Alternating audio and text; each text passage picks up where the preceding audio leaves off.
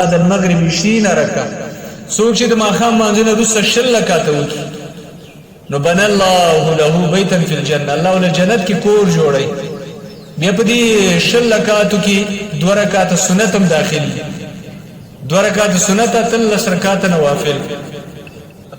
او ځینې علما وایي چې دې کې کېدې شي تراویح مرادي، اگر که په دې وخت عبادت کول شته او پس د سنتونو د عدد د رکعاتو په صحیح حدیث کې معلوم نه دی څونه چې کولای شي. که څوک 10 کوي، که څوک 20 کوي، که څوک 6 کوي، که څوک 8 کوي، نو کولای شي څونه چې د ډېر وکړه اجر ثواب دا پکې ډېر زیات دی. دارنګه عائشہ رضی الله تعالی عنها فرمایي ما صلى رسول الله صلی الله علیه وسلم علی عشاء قط، نبی صلی الله علیه وسلم هیڅ کله د ماخستن من نه دی کړی فدخل علی چې ما کرا راننوتی وي الا صلى 4 رکعات، مگر نبی علیہ الصلوۃ والسلام با 4 رکعات کول یا 6 رکعات زما په کوټه کې. معنا دا چې الله نبی کله د ماخستن منځ کړي په مسجد کې او به راننوتی لري کوړه نو 4 یا 6 رکعات منځ کړي. به دې کې د ماخستن 2 رکعات سنت هم داخل، که 4 رکعات شي 2 رکعات سنت 2 نوافل، که 6 رکعات شي نو 2 سنت او 4 نوافل. او تهجد چې هغه به نبی علیہ الصلوۃ والسلام ویتر به د تهجد سره یو ځای کول، چې کله به تهجد خلاص کړ اخر کې به ویتر کول. اجر هم دی کړي. نبی علیہ السلام فرمایي تاسو اخر د مانځه ویتر وګرځوئ. که څوک یقینا په دې باندې یقیني دی چې زه پاتېږم تهجد ته، نو د لپاره افضل او غوره طریقه دا ده چې ویتر ماخستن پریدي، کله چې تهجد پوره کړي هغه نه وروسته دی وکړي. دې کې اجر شته. یو رکعت هم شي کولای، 3 رکعات 15 و 9.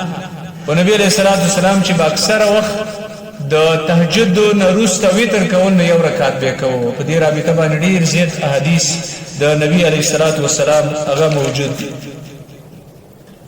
ابن عباس رضی الله تعالی عنہ فرمایي رسول الله صلی الله علیه وسلم فرمایلی دي اعتبار النجوم الرکعتان قبل الفجر. د ادبار النجوم معنا د ستورو د پریوتو وخت کې او د تسبیح ویلو نه د دې د سحر نه مخکې چې کوم 2 رکعات دا مراد د ادبار النجوم قبل الفجر، رکعتان قبل الفجر، 2 رکعات مخکې د سبا د مانځه سار سنت ته اشاره ده. نو دا قرآن کریم په دې آیت هم ثابت.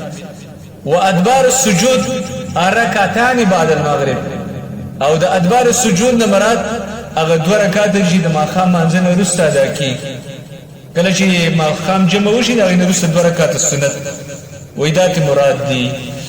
عمر رضی الله تعالی عنہ دا فرمایي سمعت رسول الله صلی الله علیه وسلم د نبی نو اوریدلی یقول هغه فرمایل 4 رکعات قبل الظهر، 4 رکعات مخکې د ماسپخین بعد الزوال او وروسته رسنه د زوال نه، 4 رکعات مخکې د ماسپخین نه او وروسته د زوال نه. زوال دي ته وایي چې کله سورې وګرځي د هر شي سورې هغه مشرق طرف ته وګرځي، ځکه چې دغه زوال شوی. زوال څنګه معلومه چې دا سورې وس زوال شوی دی کنه دی؟ ځکه چې کله د استوا حالت لمر په تندي باندې ولاړی، معنا دا ده چې ته یو قلم یو ډکه ودرې نو دا غي سورې یو طرف ته نه، ځکه د لمر په سر دی. دا حالت د استوا دی. په دې کې د منځره معنا راغلي 3 وختونه دي چې د الله نبی معنا کړی دی چې کله لمر راخیږي، لمر پریوزي او لمر په تندي باندې ودرې د استوا په حالت کې. د 3 اوقاتو کې منځره معنا راغلي دا نوافلونه د نور منځونه. او چې کله زوال وشي نو زوال څه وخت کېږي؟